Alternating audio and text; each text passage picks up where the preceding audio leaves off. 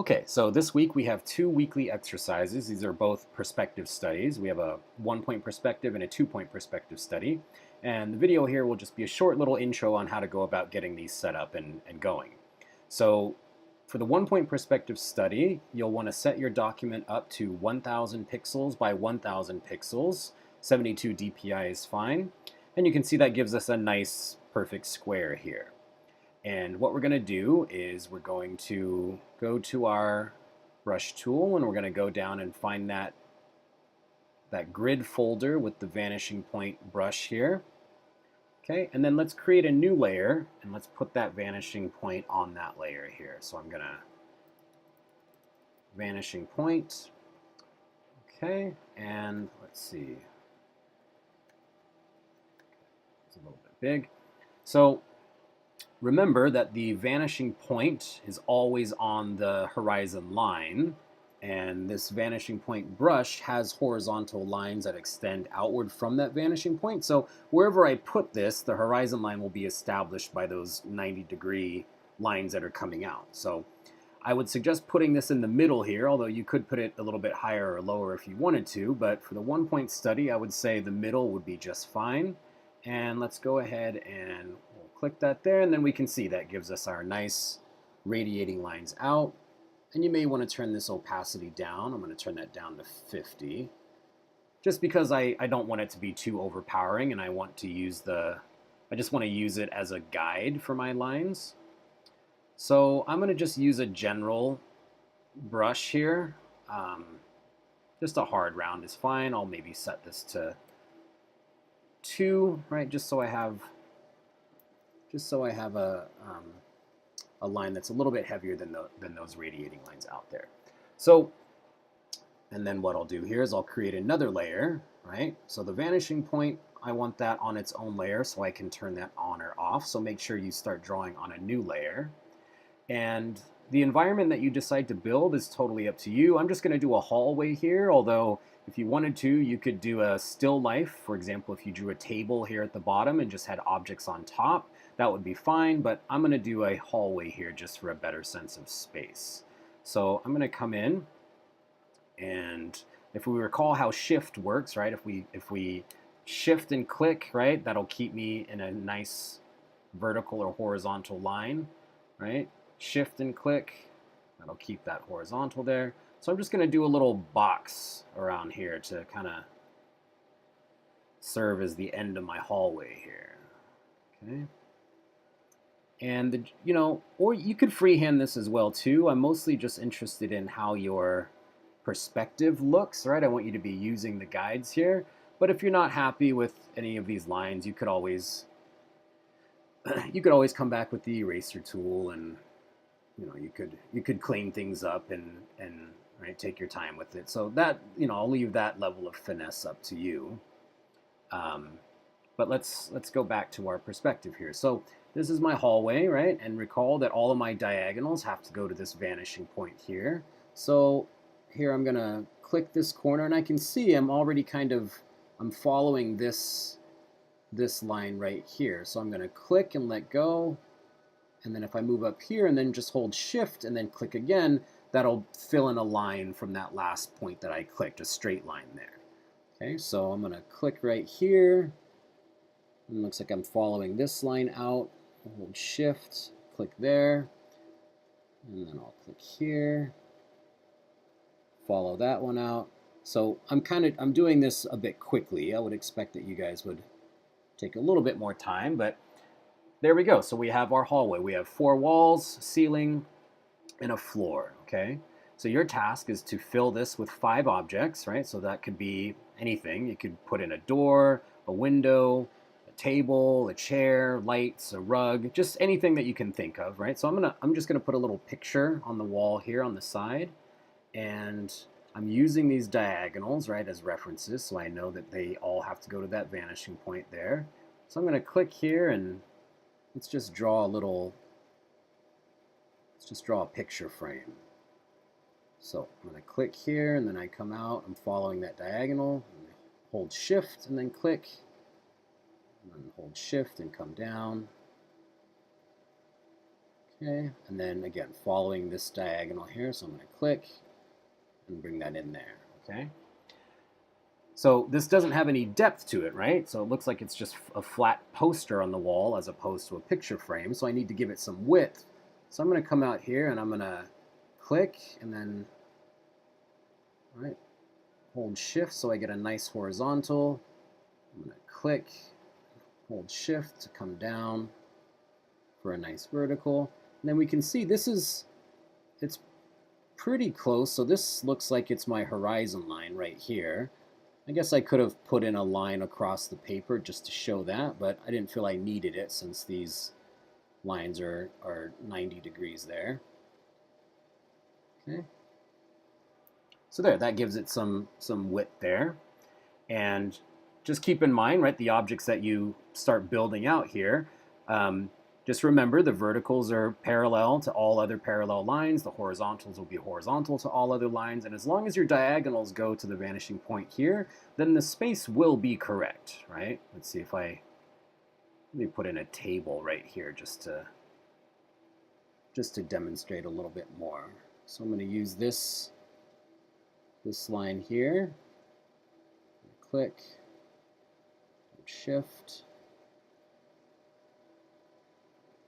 horizontal. So that I can see that's going to go off the paper because this is the diagonal that follows. So I'm going to click here and then shift, right? So then, yeah, so I would want the eraser tool and come in here and clean some of this up so the drawing looks complete.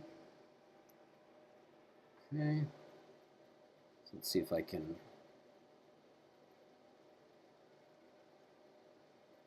do this a bit quickly here. Right. So then I would put in legs and, right, I could put objects on the table. So build this space out.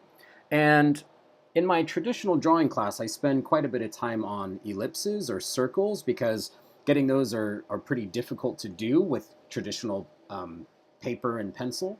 But with Photoshop, it's really, really easy. So let's say I wanted to make this a clock right here. So I have a square frame, but I wanted to put a circular ellipse in here that matches the correct perspective.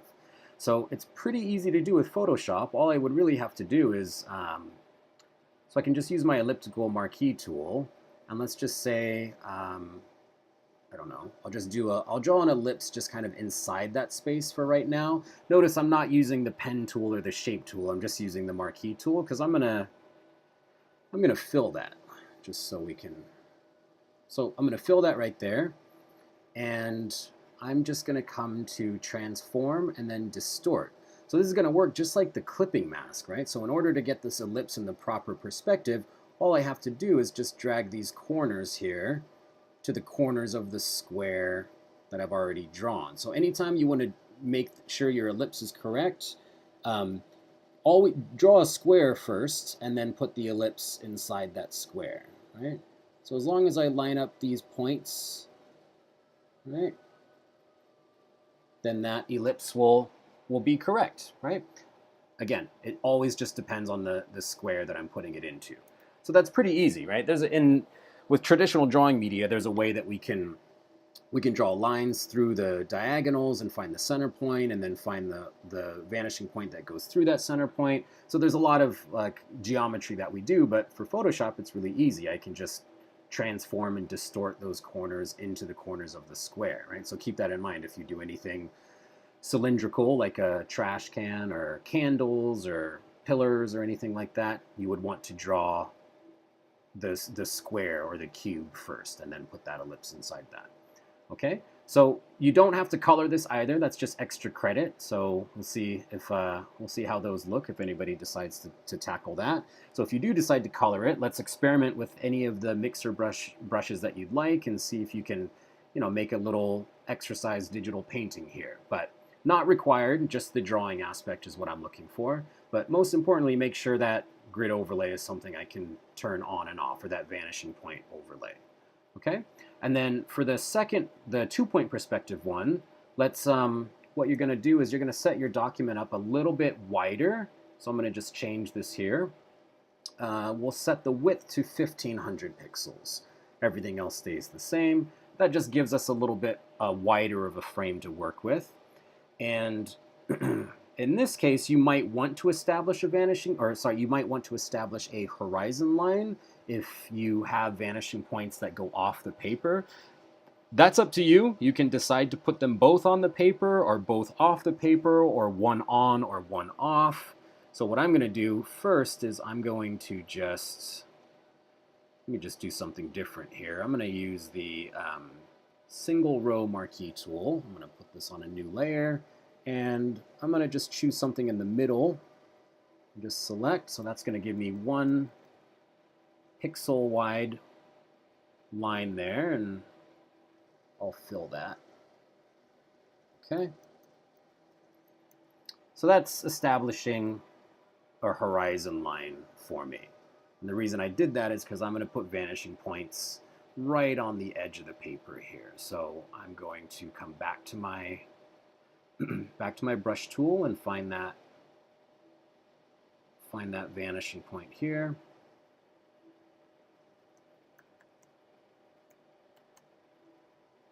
Okay. And so notice with the vanishing point tool, right, it's only so big, right? It's that square. So if I put if I put a vanishing point over here, notice those lines, right? If I snap that down there, those lines don't radiate to the other side. So what you're going to have to do, I think the brush will go, I think for this size it'll go large enough. It might be too large. Okay. So that goes pretty big, but in any case, should it not be big enough, what we can do is we can put down the vanishing point, and we'll just treat it as an object. So what we could do here is Command T and just transform that to be larger, right? Oh, it looks like I grabbed that horizon line accidentally and moved it too, but you get the idea. So, right, I'll move this down a little bit. And then create another layer. You could put it on the same layer too, but if you have to transform things around, it might make it a little bit problematic if it keeps trying to choose the first vanishing point that you set up. So let's go back to our grid.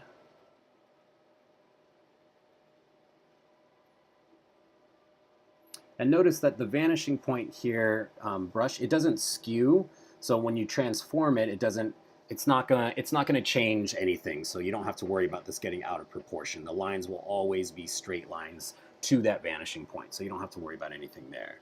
So let's say I put my vanishing point right on that. It's got to be on the horizon line. Okay, set that down there, and I'm going to Command T and transform this so those lines, right, continue radiating off the page, and then I'll have to move it down again onto the horizon line. So this might, you might have to tweak this a little bit until you get it just right. So now I have something like this, and I'm going to turn the opacity to 50% on both. Okay, and then you'll use this setup to create a space just like the other exercise. Whether you choose to do an interior or an exterior space is up to you. You just need a minimum of 5 objects, right? And let's see how we would do if we now have these lines here. So remember, the left side of your objects are going to go to the left vanishing point. The right side is going to go to the right vanishing point. So if I were to draw a box in this space, right? So I'm going to use these, again, I'm going to use this diagonal here, click, okay.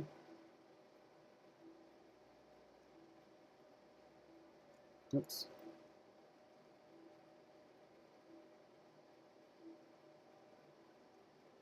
And remember, there are no horizontal lines except for the lines that lie directly on the horizon line, right? Oop.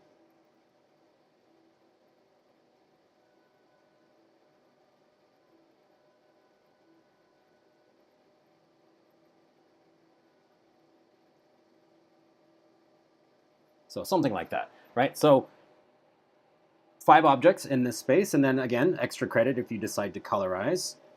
And just make sure that you're, oh, see, I was working on that one layer. I should not have done that. So make sure you're drawing, make sure you're drawing all on its own layer, right? And then